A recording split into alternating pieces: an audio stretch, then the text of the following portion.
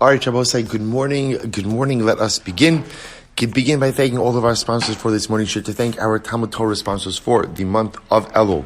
Sherry and Sora Wolasky for dedicating all the Shuman Drashos this month in the zechus for refuah sheleimah. For Zecharya Dov ben Perel Shira, the Tilson and Wohl families of Eretz Yisrael, for dedicating all of the shiurim and drashos this month in honor of the simchas of our children over this past summer, and with best wishes of Mazel Tov and a Shana Tova to all. To thank Shaindy and Avraham Kelman for dedicating all the shiurim and drashos this month in memory of their beloved parents, and in the zechus of all those who need a refuah sheleimah. Incredible. So with that, let us begin. Today's daf is Yud Zayin 17. We are picking up in Eretz Hashem on Tes Zayin Amud Beis 16b. And we left off Bishlama, which is 2, 4, 6, 8, 10, 12, 14, 16, 17 lines up from the bottom. So if you remember again, at the end of yesterday's daf, we were talking about the concept of Hanukah, and specifically who it is that receives the Hanukah. Who receives, right? Remember again, Hanukah representing, we'll call it that compensation / startup capital upon emancipation. Who receives it? So the Gemara quoted a Brisa, and the Brisa said that for Eved Ivri he gets it himself. For Amo Ivriya, it goes to her father. It goes to her father. The Gemara says as follows: Bishlama anak Amo Ivriya liatzma. So the Gemara says, and then the Gemara ended up with saying, in a case where the father is not alive, ultimately it goes to the Amo Ivriya herself. So the Gemara says that makes sense. Bishlama anak Amo Ivriya liatzma. I understand why the Brisa needs to teach me that the Hanukah of the Amma Ivriya goes to her. Why? He says, the Gemara says, this comes to exclude a case where, let's say, her father dies, but her brothers are alive. So one might have thought that ultimately, again, maybe the Hanukah goes to her brothers. Pasuk says, by talking about an Eved Kinani, by Eved Kinani, when a father dies, that Eved Kinani becomes the possession of the children. The Gemara says, ultimately, again, it goes to your sons, but not to your daughters. So what you see over here is, it's Dafkan Eved Kinani, who when a father dies is inherited by his sons. When a father dies, the rights he has in his daughter are not inherited by the sons. That's why again the Brisa would say that for Hanukah, if the father is dead, the Hanukah goes to the Amma Ivriya herself. However, the Gemara says, Ela Anak Eved Ivri asked from Pshita. Why does the Brisa need to teach me that the Hanukah of an Eved Ivri goes to the Eved Ivri? That's obvious. To which the Gemara says, El Laman, if it doesn't go to the Eved Ivri, who would it go to? Rabbi Yosef, Yud Kras Kachazina Hacha. Rabbi Yosef, this is a great expression. Yud Kras means Yud is the smallest letter. What the Tana has done is he's taken the smallest letter and Kras made it into a big city. So apparently the expression of making a mountain out of a molehill, like everything else good in life, comes from us. Right? So again, this expression, Yud Kras Kachazina Haka, I see a small Yud made into a large city, the Tana has done here. In other words, you're right. The Tana did not need to write anything that the Hanukah of an Eved Ivri goes to the Eved Ivri. Why doesn't the Tana need to write it? It's obvious. It's understood. It does not need to be articulated. And now that the Tana did articulate it, it makes it into a whole big issue of us trying to figure out what it is that he's trying to express, when he's not really trying to express anything unique over here. Incredible. Abai Amar Hachem Rosh Sheshas. Abai said, this is what Rosh Sheshas meant to say. Hamani Tutayu. Whose opinion is this? Tutai, it's the name of a person. Tisanya Tutai Omer. Lo v'lo lebal chovo. No, we'll say, the Brisa is coming to teach me something. What is the Brisa coming to teach me? We've actually seen this before, that the Hanukah of an Eved Ivri ultimately, again, goes to the Eved Ivri and not to his creditor. We'll say, what does this mean? If you remember, again, we mentioned this before, this was the position of Rabbi Yossi. Remember again, what did Rabbi Yossi say? If A lent B money and B lent C money, A has the ability to collect from C. So you might have thought that ultimately, again, if the Eved Ivri owes someone money, so perhaps, again, the creditor could go right to the master and collect the Hanukah from the master. Kamash Malon, no. Kamashal, no one is entitled to seize the hanaka of the Eved Ivri. It belongs to him. Incredible. So let's analyze Gufa. Elu ma'anikim lahem. Both say these are the people entitled to hanaka. Who are they? Number one, hayotzi b'shanim, one who goes out after 6 years of servitude. Next, ubi yovel, one who goes out at yovel. Or misas adon, or ultimately again one who goes out with the death of the master. The Amo Ivriya b'simanin, Amo Ivriya goes out again once she exhibits signs of physical maturation, and upon emancipation she receives hanaka. So we'll say these are four categories. We'll call it four emancipatory categories who receive hanaka. Now we'll say, and I remember again, whenever you have a number, numbers come to include. What else do numbers do? They exclude. So what does this come to exclude? Aval. This is fascinating. Boreach. We'll say, what happens if an Eved runs away? The Eved runs away. That's an interesting case. Eved runs away, right? Sends his master, a postcard from the Caymans, saying, by the way, everything is good over here. Why don't you wire that hanaka to my offshore account? Right? So no, there's no hanaka. There's no hanaka if the Eved runs away. Or we'll say, interestingly enough, an Eved who buys himself out of emancipation, Giron Kesef, remember again, there's always a mechanism for a buyout. Remember, what's the mechanism for the buyout? Purchase price divided by number of years. That represents the yearly amount. Subtract number of years worked or amount of time. You can prorate it also through months. Amount of time worked, that amount is the buyout amount. So the Brisa says if the Eved either goes ahead and runs away or buys himself out, ultimately, again, under those circumstances, there is no hanaka. Rabbi says, no. Boreach in manikelo. Rabbi disagrees. This one says the Tanakama. So Tanakama says, four categories get hanaka. If you run away or if you buy yourself out, no hanaka. That's Tanakam. Rabbi Meir Omer, Boreach in ma'anikelo, v'yotze b'giron kesef ma'anikelo. Rabbi Meir says, I agree with you with the four, but I also agree with you that an Eved who runs away doesn't get hanaka, but an Eved who buys himself out does get hanaka. That's Rabbi Meir. Rabbi Shimon says, Arba manikin lohem, shlosha be'ish v'gimel be'isha. Rabbi Shimon says, there's a total of 4 people who get hanaka. 3 of them apply to a man. 3 apply to a man, 3 apply to a woman, but there's no 4 categories that apply to either a man or a woman. Why? That's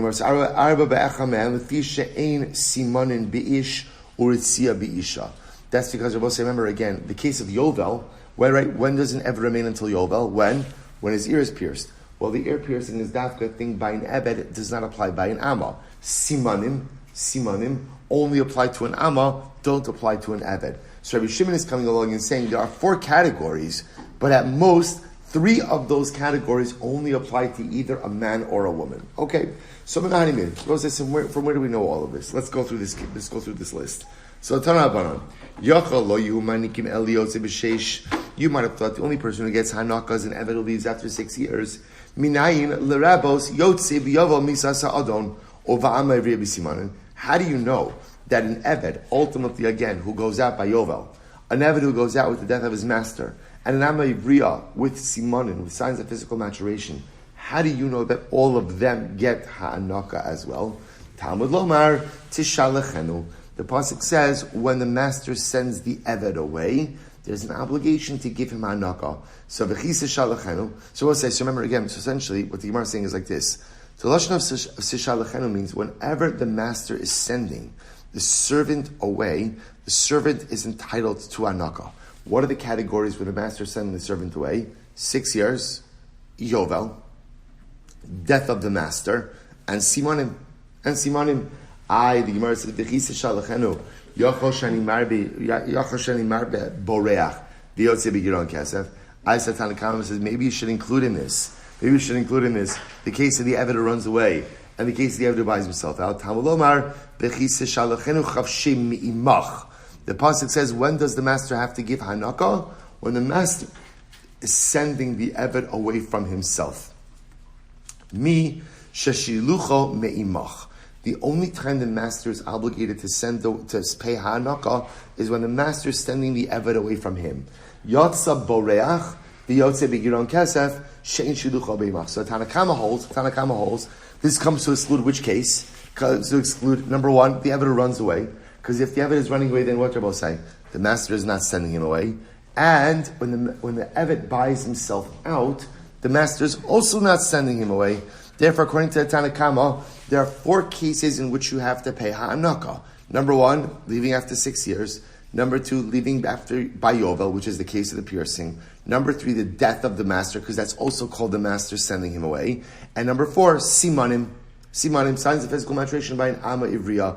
But if the Eved runs away, or if the Eved buys himself out, that's not called the master sending the Eved away. Therefore, no ha'anaka. That's the Tanna Kama. Rabbi Meir says, good. Rabbi Meir says, Boreach in ma'anikino. If the Eved runs away, there's no ha'anaka. Why? De'in shilucho me'imach. Because at the end of the day, that's not called the master sending him away. However, aval yotzi b'gira'un kesef shishilucho me'imach. But I will say, but interestingly enough, if the servant buys himself out, that is called the master sending him away. Why? Because remember, what does the master have to do? The master has to accept the money. The fact that the master accepts the money from the Eved is effectively the master sending him away. Therefore, there is hanaka. Boreach hashlama bay. So we'll say, so the Rabbi Meir essentially agrees with the Tanna Kama, disagrees with one case, gira'un kasef. When the Eved buys himself out, according to the Tanna Kama, there's no ha'anaka, because Tanna Kama says that's not the master sending him away. Rabbi Meir says, yes, it is. Yes, it is, because the master has to accept the money from the Eved, so it is the master sending the Eved away. Now I will say, but they both agree in the case of the Eved running away, there's no ha'anaka. By the way, the Gemara says, just know, when an Eved runs away, boreach hashlama bay. When an Eved runs away, he is obligated to make up the time to his master. Desanya, minayin leborech shechay b'hashlim. How do we know ultimately again that if an Eved runs away, he is obligated to make up the lost time to his master? TALMUD lomar sheish shanim ya'avod. The pasuk says, you got to work 6 years. Got to work 6 years. So if you run away and are derelict for some of those years, you must make them up again. Top of Yud Zayin, Yachala Filu Chala 17a. What we'll say is interesting case. What happens if halacha l'maisa the Eved gets sick? What happens if, as a result of getting 6 years, he doesn't run away, but l'maisa he's unable to work because he is ill? So the Gemara says, Talmud lomar ubeshvias yetze. No. If he's sick, again, that's not his fault. That's extenuating circumstances. He goes free. He goes free on the 7th year, regardless. Of Sheshes, so Amar of Sheshes, what's the case over here? Hachama askinon. Shabbos says, so this is interesting. So now, let's take a step back for just a moment. Now that we're saying is, if you're an Eved, right, and you run away, you have to make up your lost time. So what's the Havamina to say that if an Eved ran away, he would be entitled to anaka? In other words, why would we ever think that he'd be entitled to anything? So this is fascinating. Look what Rav Shesha says. Hachma askinon kigon shebarach upaga bo yovel. Wow. Listen to how fascinating this is. But we'll say, what happens if an Eved ran away, and a little bit of time after he ran away, it's Yovel. It's Yovel. Now we'll say, what does Yovel do? What does Yovel do? Yovel emancipates everyone, no matter what. So let's take a step back for just a moment. We have 2 halachas. Halacha number 1 is that if you're an Eved Ivri, and you run away, you have to make up lost time to your master.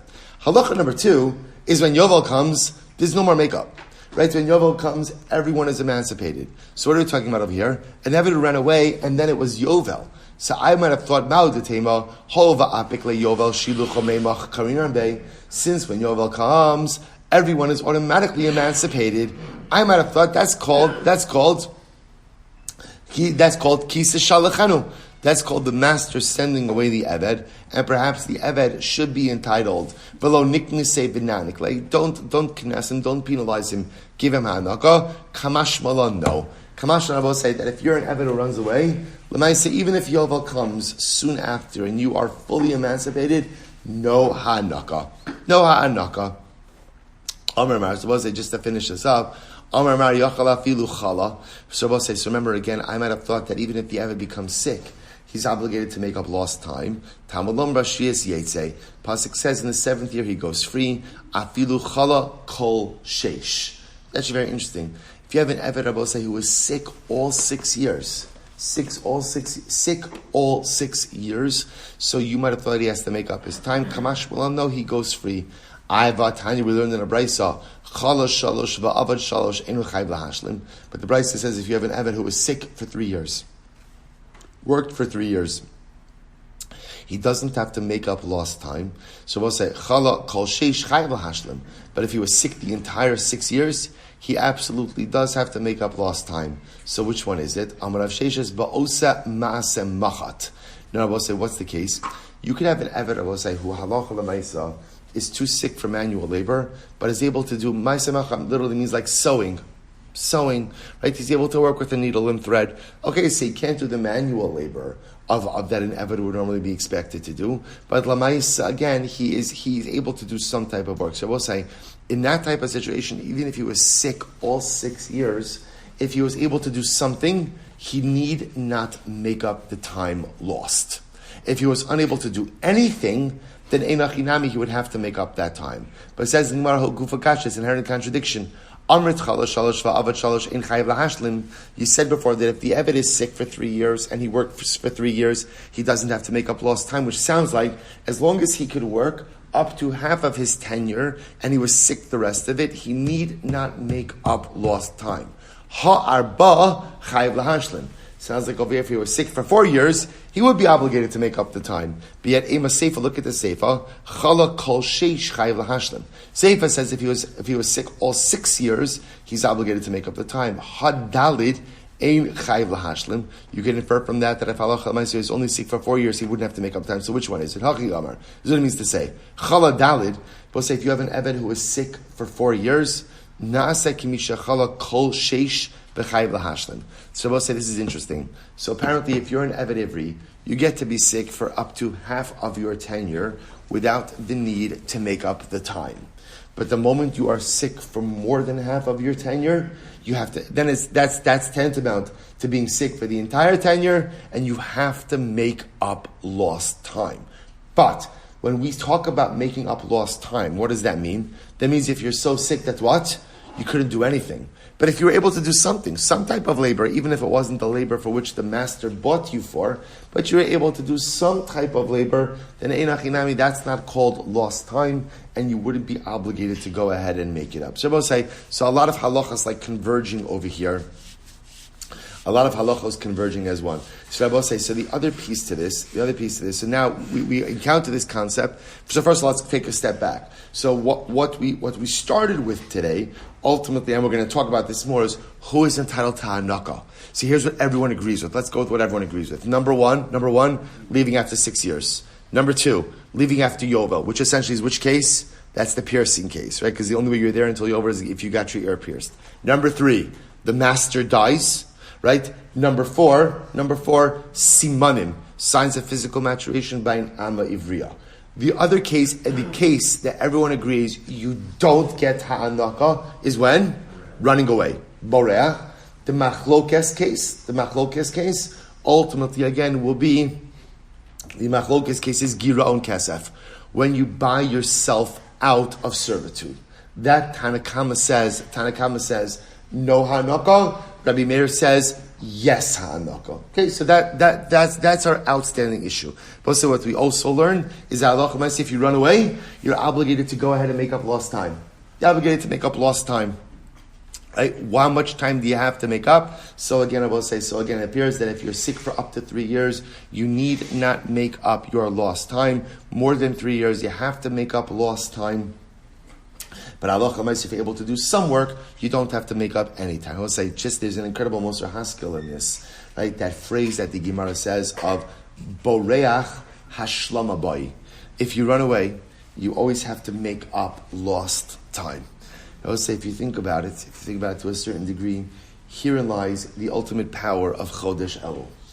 I will say, whether we recognize it or not, so often throughout life, we are running away from our responsibilities. There are things we have to do. There are things we have to accomplish. There are things we have to change. But we run. And people run in different ways. Right? Sometimes we run just simply by losing ourselves in other things, so I don't have to think about the realities at hand.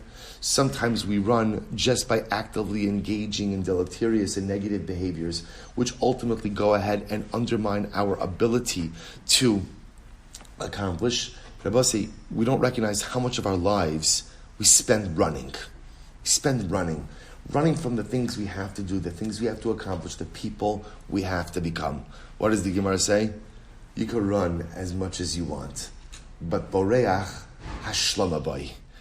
You can run, but no matter how long you run for, I always have to make up whatever time I lost. However, how much time I run, I always have to go ahead and make up whatever it is that has been lost out. And I will say that is the power of Chodesh Elul. Sfarim bring down that in this month, one could go ahead and make up for an entire year. The power of this month is whatever I didn't accomplish over the course of the year, the things I committed to do, the things I committed to change. For whatever the reason, I didn't get around to it. I was running away from it. Boreach hashlama boy. When you run, you have to make up lost time. And Chodesh Elul is our opportunity to stop running and to start making up. Such an incredible yisod. Let's go back to TORAH Rabbanan. So both say, so now, it's actually a very exciting daf. The truth is, there's a lot of details here, but all of it is quite fascinating. And it actually comes together beautifully to form a complete construct of Avdus. So both say, so now that we mentioned Hanukkah, the Gemara is going to get into the details of this. TORAH Rabbanan, let's say, how much Hanukkah do you have to give an Eved? How much Hanukkah do you have to give him? So the Gemara says, Chamish Slam Mikol Min Umin, Shein Chamisha Asrei Slam Divrei Meir. So Rabbi Meir says, you have to give him a total of 15 slaim. But those 15 slaim are equally distributed. Rabbi say, the Torah, when speaking about Hanukkah, tells the master, you have to give him mitzoncha from your sheep, migarncha from your threshing floor, umiyikvecha, and from your wine press. So Rabbi Meir says, you literally have to give the Eved 5 slaim of sheep, 5 slaim of grain, 5 slaim of wine. That's what you have to give him. That's Rabbi Meir. Rabbi Yehuda says, no, shloshim kishloshim shal Eved. You have to give him 30 slaim. Where does 30 slaim come from? So I say, interestingly enough, 30 slaim comes from if an ox gores and kills an Eved, a shor muad, a warned ox, gores and killed an Eved, the owner of the ox has to pay the owner of the Eved 30 slaim. So therefore, again, Rabbi Yehuda says, how much is Hanukkah? It's a dollar amount or a sell amount, 30 slaim. Rabbi Shimon says, no, chamishim, 15 slaim, ki chamishin sheve erchin. We know that there's a concept of erchin, right? An erech vow means a person says, erki alai, I hereby pledge my value, ultimately to the Beis HaMikdash. There are objective categories that the Torah establishes for erchin. The highest level of erchin is for a man between the ages of 20 and 60. That is a value of 50 slaim. So Rabbi Shimon says the amount of Hanukkah is 50 slaim. Okay, so now we have to go through each of these opinions. So Rabbi Meir says, what's Hanukkah? 5 slaim, 5 selah from each category. So 5 selah of sheep, 5 selah of grain, 5 selah of wine. So the Gemara says, Rabbi Meir, both say, does Rabbi Meir have to give us, right? Rabbi Meir is giving us a math lesson. I know that if there are 5 slaim from each category, that's a total of 15. Why does he need to spell that out? To which the Gemara says, Hakamash Malon, Miftsar Hudalo, Miftsar Le Mihai Minyana. I will say, what we learn from here is that Halacha L'maisa, you can't give less than this. You cannot give less than 15 slaim as Hanukkah. The batzar le michad mina, the tafi le michad mina, less lanba. Shabbos is interesting. What Rabbi Meir is coming to teach is like this. What you have to give is a total of 15 slaim of Hanukkah, and Hanukkah has to come from these 3 categories. Where do you have flexibility? How much of each category you want to give. So let's say you want to give a little more wine, a little less sheep, a little more grain. That's up to you. We don't care about that. What we care about is that you're giving from each of the 3 categories, and what we care about is that your sum total of Hanukkah is 15 slaim. That is your obligation. That is your obligation. Good. So I'll say my type of Rabbi Meir. Where does Rabbi Meir get this from? Here we go. Yalif rekam mi bachar.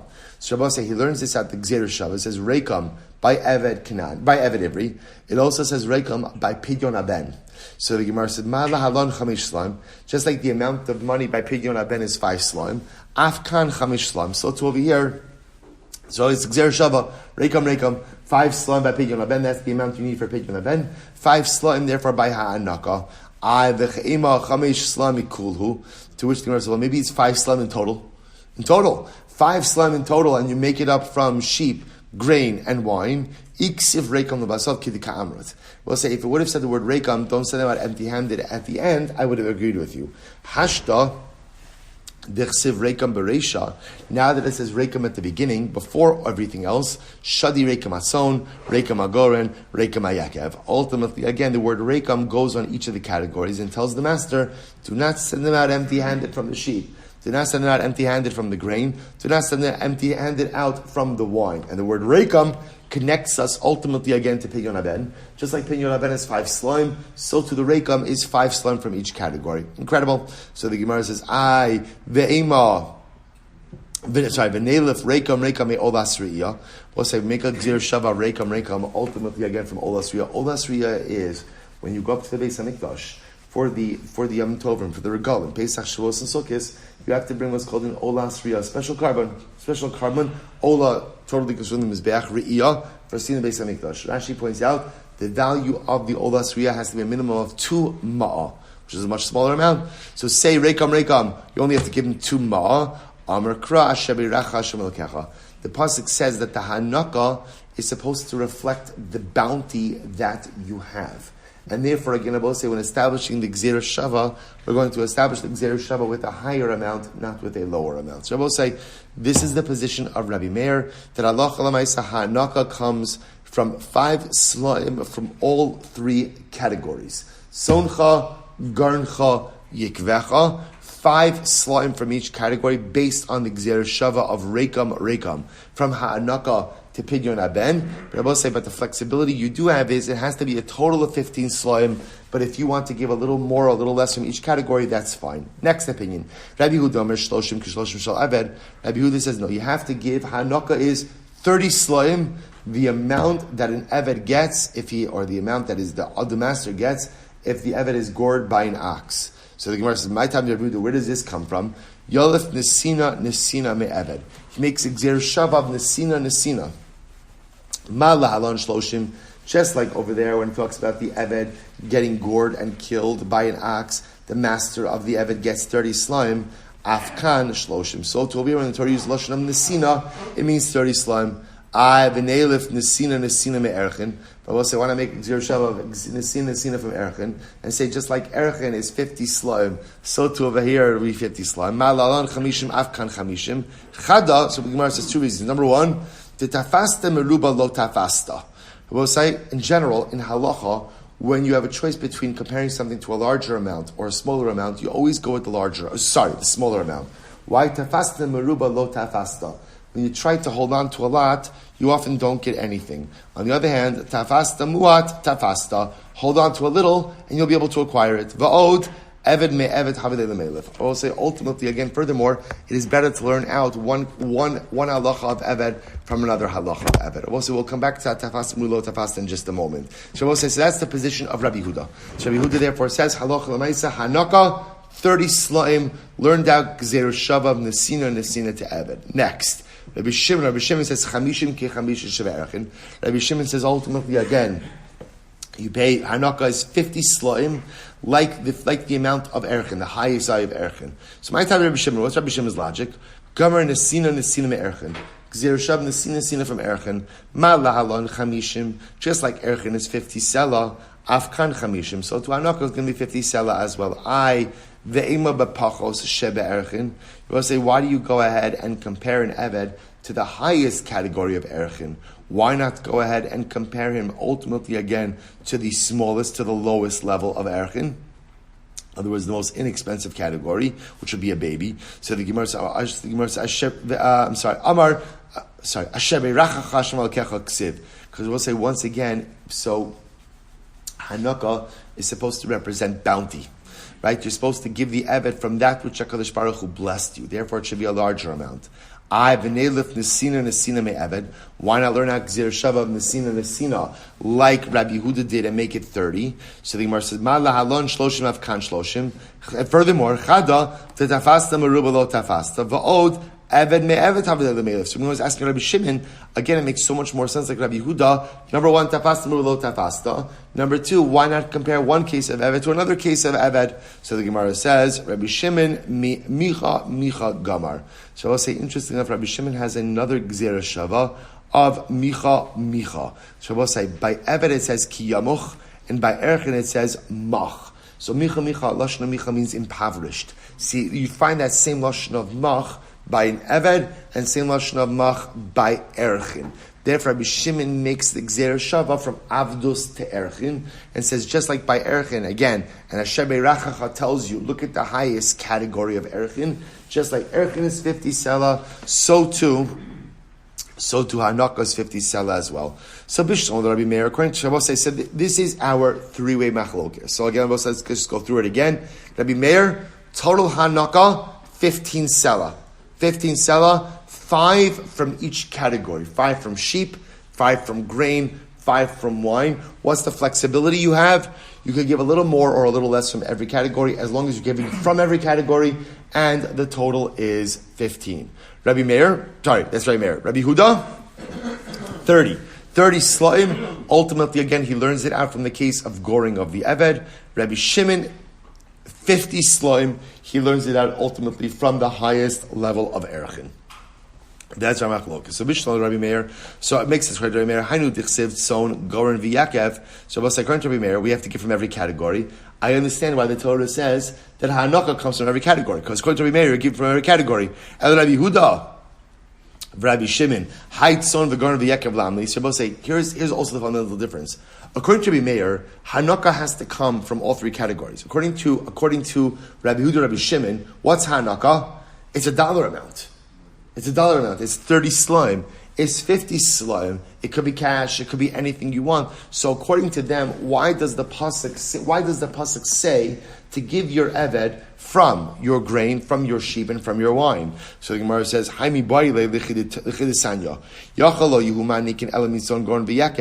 you might have thought that you could only give the eved literally again from sheep, from grain, and from wine. How do you know that Hanukah could be given from anything? TALMUD lomar shebeiracha Hashem elokecha. The pasuk says, from that which Hashem will bless you. Im kein ma TALMUD lomar tzon v'goren v'yakev. If that's the case, then why does the pasuk say sheep, right, threshing floor, and wine? Lomar lecha matzon goren v'yakev miyuchadim sheyeshnan b'chlal bracha. To teach Rabbi says something very interesting. What's the common denominator between sheep, grain, and wine? Ultimately, again, they're all in the category of bracha. We'll say, what does this mean? They all grow. They all grow, right? Sheep reproduce. Grain grows from the ground. Right? Grapes grow from the ground. So they all reproduce. So the Gemara says, so therefore, again, af kol sheshna michlal bracha. So to Hanukah could come from anything which has the ability to reproduce. What does this come to exclude? Yatsu ksat in divrei Rabbi Shimon. So what Rabbi Shimon says it comes to exclude? Cash. Cash. Ultimately, again, because cash cannot reproduce. Cash cannot reproduce. Rabbi Elazar ben Yaakov Omer Yatzu Prados comes to exclude mules. Right? Mules are sterile; they can't reproduce. Rabbi Shimon Prados Mishabcha Megufayim. So, Rabbi Shimon disagrees. Rabbi Shimon holds that Allah Chamasan you can't give mules. Why? Because the mule can grow. How does the mule grow? The mule itself could get fatter. Right? The mule itself could get bigger. So, because of that's called bracha. Rabbi Elazar ben Yaakov Safim Avid Bu Iska. Money could also grow. You invest it. You could do business with it, right? So because that money has the ability to grow as well. Fine. Utzricha. Well, I need all these categories. Why? Because of Rachmanat Son, Hava Amina Bali Chaim in Gidule Karkalo. Had the Torah just said Son, I might have thought Hanukah could only come from livestock, but not from produce. So the Gemara says, so Kasev Rachmana Goren, therefore the Torah is threshing floor. Because of Rachmana Goren, had the Torah just written threshing floor, Hava Amina, I would have thought Gidule Karka in Bali Chaim lo, only produce, but not livestock. Because of Rachmanat Son, therefore the Torah writes sheep as well. Yakev Lamali, but why do I need wine press? So the Gemara will say, Amud Beis, it's Amud Beis. So the Gemara said, Lamar Levi Utek Satim. So we'll say this is where the exclusion comes. So according to one opinion, it comes to exclude cash. Lamar Levi Utek Prados. And according to the other opinion, ultimately again, it comes to exclude mules. So we'll say, so this is our fundamental three-way machlokes as to how you pay out Hanukah. Tan Rabbanan. Let's go weiter. Pasuk says you have to give Hanaka. So Pasuk is remember, the way the Pasuk is phrased is, Hanik Tanik Lo, this is the Pasuk. Give him Hanaka, right? Give him Hanaka. Mitzoncha, migarncha, miyukvecha. Ultimately, again, from his sheep, ultimately, again, from your granary, and from your winepress. From that which Hashem blessed you, you should give him. We'll say, by the way, just very quickly, the Lashon of Ha'anaka is a very interesting Lashon as well. What does it mean, Ha'anaka? So I will say, so if you think about it, again, what does the word anak mean? What does the word anak mean? Giant. Right? Hanaka also, again, same shorish, by the way, as lahanik, to nurse.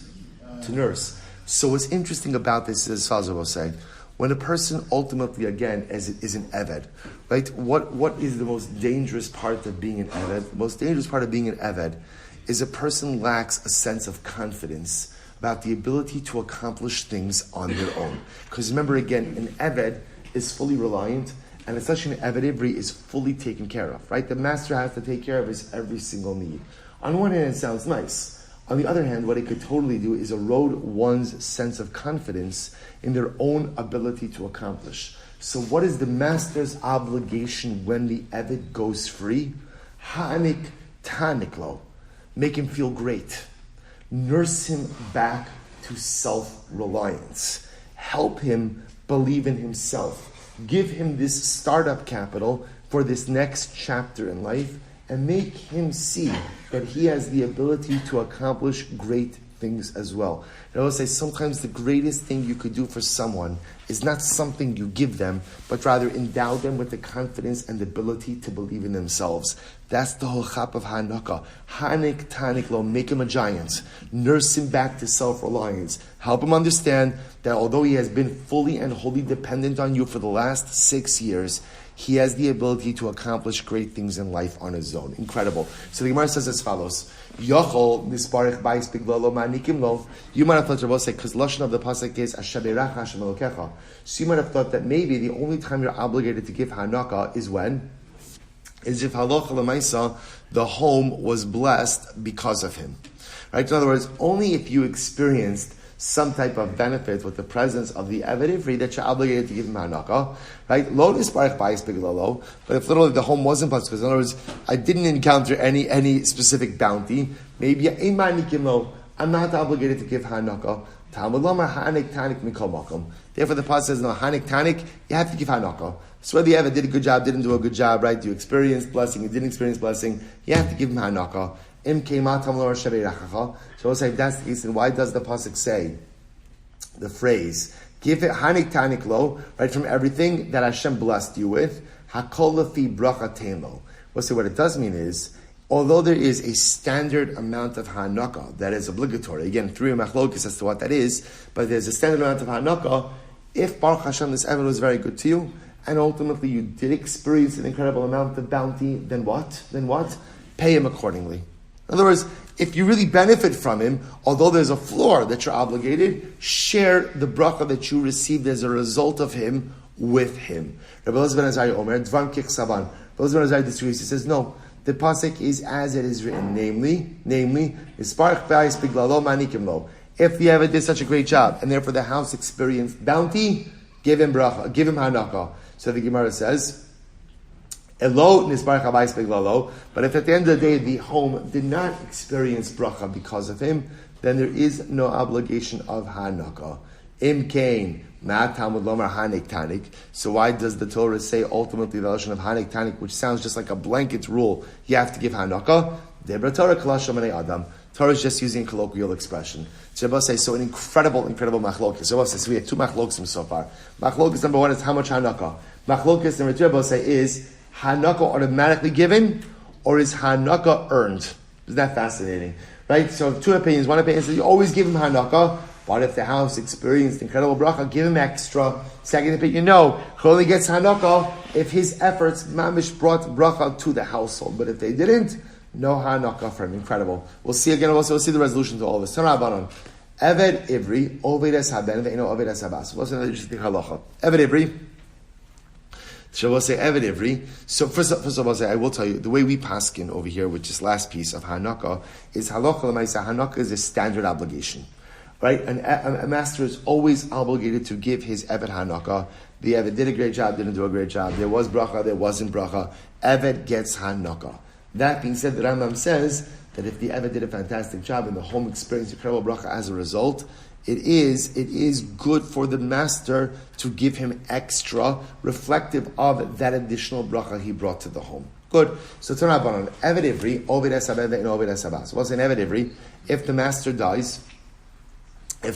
dies, ultimately again he serves the son of the master, but not the daughter. Look at Rashi, the last white line in Rashi. Oved Esaben, Eved Ivri, Oved Esaben. Imes Adonov, Oved Esbino. So again, you have an Eved Ivri, the master dies. If the master dies, the Eved serves the son, but he does not serve the daughter.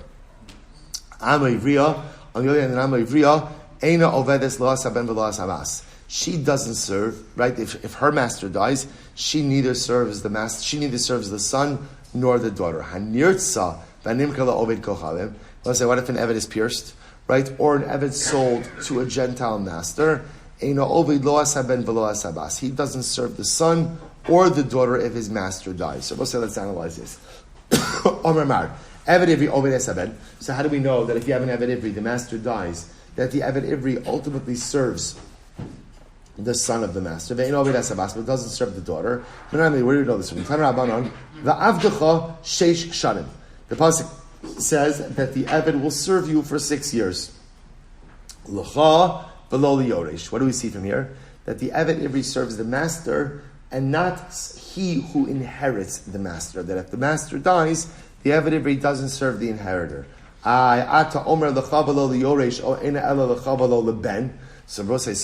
the Gemara is using over here, in context over here, Yoresh means someone who is inheriting the deceased master who's not the son.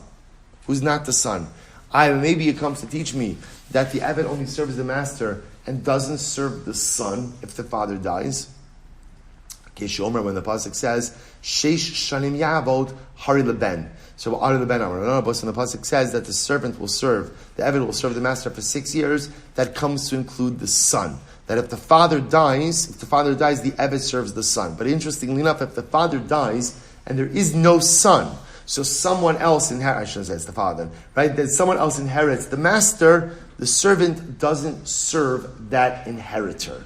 So the Gemara says, Sheishanim Yavod Harid Ben Amar Hamani Mekayim Va'Abdecha Sheishanim L'cha V'lo Liyoresh. Ultimately, the pasuk come to teach us that when the master dies, if there is a son, Einachinami, the servant will serve the son. But if there is no son and someone else is inheriting the master, the Eved need not serve that second master. Maros, the Rabbi says, so how do you know to include the son and exclude the brother? The Gemara is using the example of a brother as a non-son inheritor. So Mar ben Yasaben shekin kam tachas aviv liyada ulesteachuza. Because remember again, if a father has an Amma Ivriya, as we saw that before, there is a mitzvah to marry your Amma Ivriya. If the father doesn't want to marry her, there's a mitzvah upon the son. So you see that the son stands in for his father. Similarly, if the father sells ancestral land, the son has the ability to redeem it. So we see that the son has the ability to stand in for the father with certain critical things. So too, when the father dies, the Eved Ivri continues to serve the son. Other Rabbi, because it's just the opposite. Remember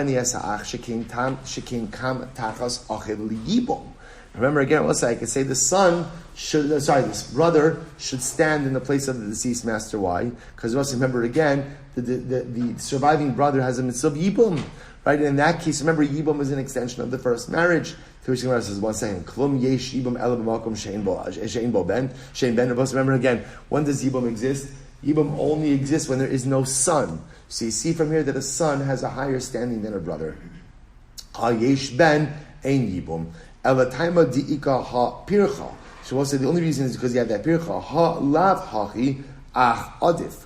Were it not for this pircha, I would have said that a brother has a higher standing than a son. But say that a son has two two heightened levels. In other words, the son of Osai, number one, stands in for his father, ultimately for Yud, marrying the Amavriya, and number two, for Steachuza. A brother only has one for Yibum. So Steachuza nami mehai pirach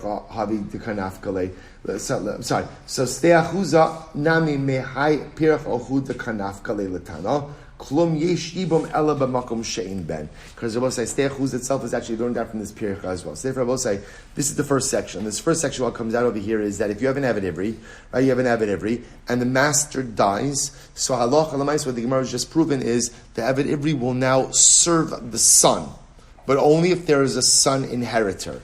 If there is no son, and therefore the estate of the deceased master is inherited by his brother, the Eved Ivri ultimately, again, or if there are daughters for that matter, the Eved Ivri goes free. The Eved Ivri does not serve anyone other than his master's son. Next, Amma Ivriya Eino Avedas Lo Sabay V'Lo Savas. On the other hand, Amma Ivriya does not go ahead and serve anyone. So the master dies, she doesn't serve the son of the master or the daughter of the master. And how do we know this from? So Amar Pida, Amar Kra, V'Afla Amascha Ta'asekain. Shabbos says, so too for your maidservant you shall do this. So what does this mean? Shabbos say, Hikisha kosav lenirtza. The Torah compares Amma Ivriya to the Eved whose ear is pierced. Man yirtza eno ovei lo asaben v'lo asabas. Both say, just like the pierced Eved, if his master dies, he goes free, and he doesn't serve the son or the daughter of the master. So af Amma Ivriya eno ovedes lo asaben v'lo asabas. So too again, Amma Ivriya does not serve the son or the daughter. So the fact that the Torah compares her to the Nirtza indicates that she does not serve anyone else. Is that what I need that phrase for? I need it for something else. I will say first wide line, lahanik at lahanik. I will say that phrase, afla amascha tasakain, actually comes to teach me hanaka, that an amma is entitled to hanaka as well. Ata omer lahanik o eno el l'ritzia. I'll say, but maybe you're saying it's for hanaka. Maybe it's come to teach me that she's also subject to piercing. Kishu omer bim amar yomara avid velo amma ivriya hari ritzia amar. So we'll say no. By ritzia, by the piercing, it dafka says if the eved says I want to stay. We learn out from that only an eved can be pierced. An amma is never pierced. So the Gemara says, so how many makayim va'afla mascha tasakain. So what does it mean when it says va'afla mascha, so too for your maidservant? Laha'anik teaches us that Amma is entitled to hanaka. Imkei nichtov kra la'amascha. That's the case. The pasuk could have just said to your maidservant. So Cain, so the Gemara says, sorry. Imkei nichtov kra la'amascha Cain. Ma ta'aseh. Why does it have to add in the extra word ta'aseh? So the Gemara answers, Shamas mina tarti, comes to teach us two things. We'll say, so what are the two things we learn out from this phrase? The afla amascha ta'asekain, or right, what do we learn out? Number one, Rabbi say that an amma is entitled to ha'anaka. And number three, what else do we learn? Number two, what else do we learn? That ultimately, again, the pasuk is comparing her to a nirtza. And to teach me that just with a nirtza, pierced evet, if his master dies, he goes free. He doesn't serve anyone else. So too by an amma, if her master dies, she doesn't serve the son or the daughter of the master. So we've now successfully gone through two of the categories. So number one, evet ivri, if his master dies, if there's a son, he serves the son, doesn't serve anyone else. Amma Ivriya is compared to a Nirtza, and if her master dies, ultimately again, she does not serve anyone else. Right, we'll stop over here for today. And Eretz Hashem will pick up with the new sugya. Well, we still have the third category, we'll say, right? The third category is Nirtza, and then we call the Obed Kochavim. And Eretz Hashem to be continued tomorrow. We'll say, what a daf. Shkoyach.